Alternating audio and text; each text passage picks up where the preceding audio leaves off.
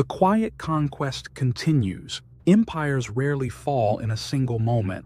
They fade quietly as power shifts from those who build nations to those who own their debt. 20 years after the creation of the Federal Reserve, the United States stood on the edge of something new. A modern empire was rising, not through armies, but through finance. The weapons were no longer guns and ships, but credit, interest, and manipulation. If you haven't seen our previous film, 1913, The Silent Coup That Stole America, I recommend you start there. There is a link in the description below. It explains how the system was created, how a handful of private bankers rewrote the rules of money under the illusion of reform. This episode picks up where that story left off, when the machine they built began to take control. The Rise of the Money Masters, 1913 to 1933. Act 1, The Dream Factory. The Great War was over, and the Roaring Twenties had begun. America stood at the height of optimism. Factories were roaring, radios sang through every home, and ordinary citizens dreamed of wealth beyond imagination. The new Federal Reserve System, only a decade old, had found its rhythm. It pumped easy credit into the economy, lowering interest rates, encouraging banks to lend, and investors to gamble. Newspapers called it the age of endless prosperity. The Dow soared from 63 to 381. Brokers became celebrities. Everyday people mortgaged their futures for a piece of the dream. But behind the glitter and champagne, the same hands that turned on the flow of money held the power to shut it off. Few asked who truly steered the wheel. Fewer still cared, as long as the numbers kept going up. The 1920s were a masquerade, the illusion of independence draped over the machinery of control. Act 2, The Invisible War of Credit. What most didn't see was that the 1920s were not only about wealth, they were about consolidation. The Federal Reserve's policies favored the largest banks, squeezing smaller institutions out of competition.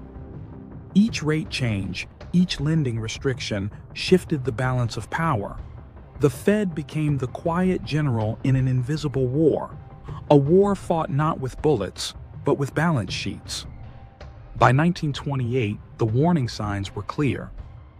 The system was over-leveraged, built on speculation and paper wealth.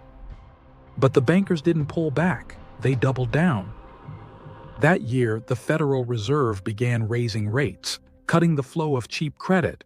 It was like pulling oxygen from a fire, and the inferno collapsed.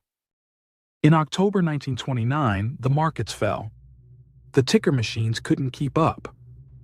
Billions vanished in days. Fortunes were erased as quickly as they were made. For the American people, it was a nightmare. For the money masters, it was opportunity. The small banks failed first. Their assets were absorbed by the larger institutions that survived. The economy burned, but the architects of credit, those who controlled its creation, walked through the ashes unharmed.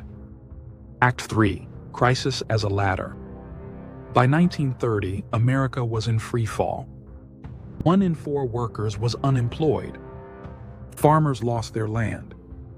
Families lived in shanty towns made from scrap metal and cardboard. While the people starved, Wall Street strategized. Every crisis has winners, and the Great Depression was no exception. J.P. Morgan and his circle were quietly buying up entire industries at a fraction of their worth.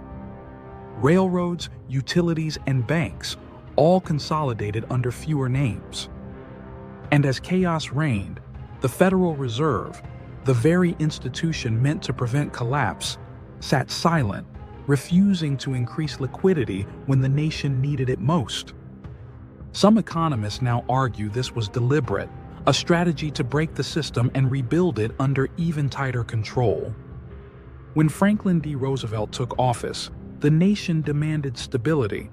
He promised a New Deal, but few realized how new it would truly be. On April 5, 1933, Roosevelt signed Executive Order 6102, requiring all citizens to turn in their gold to the U.S. government. In one move, the final tie between money and tangible value was severed. The government took the gold. The people got paper. Gold was no longer a citizen's right. It was property of the state. Act 4, the final transfer.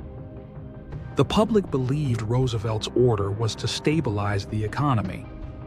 In truth, it cemented a new reality.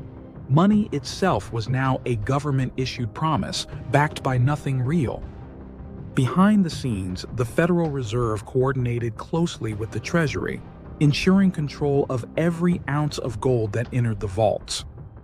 Once consolidated, the United States revalued gold, increasing its price from $20 to $35 per ounce, instantly creating billions in new value for the government and erasing what little purchasing power the public had left. For the bankers, it was a masterstroke. The crisis had achieved what war could not: total command of the monetary system.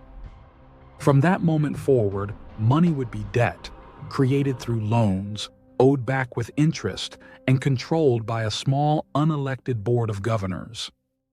The United States had entered the modern era of managed illusion. Gold was gone. Paper ruled. And the people, desperate for relief, accepted the trade. The money masters had risen, and they were here to stay. Act 5, the echo across generations. The changes made between 1913 and 1933 didn't just reshape America, they reshaped the world. When the Bretton Woods Agreement was signed in 1944, the US dollar became the global reserve currency, extending the power of the same private banking network across continents. What began as a domestic experiment in centralized credit became an international empire, one that continues to dictate global trade, debt, and policy a century later. Every modern crash, from 1987 to 2008, echoes the same pattern born in those early decades: expansion, collapse, consolidation. Because in a system built on debt, collapse isn't failure, it's design. Act 6, the lesson of control. In the span of 2 decades, the United States transformed from a nation of sovereign wealth to a network of managed debt. The founders warned of it. Presidents fought against it. But in the end, it came not with conquest, but with cooperation. This is not the story of villains and victims. It's the story of how power evolved. Those who understood the nature of money became its masters. Those who did not became its servants. And yet the truth remains: the system is not eternal. It was designed, and what is designed can be changed. In our next episode, we'll follow what happened after 1933, when gold itself became the enemy and money turned fully digital. This is the story of the hidden war on gold. Part 3 coming soon. Thanks for watching. Leave a comment and remember to like and subscribe for more truth.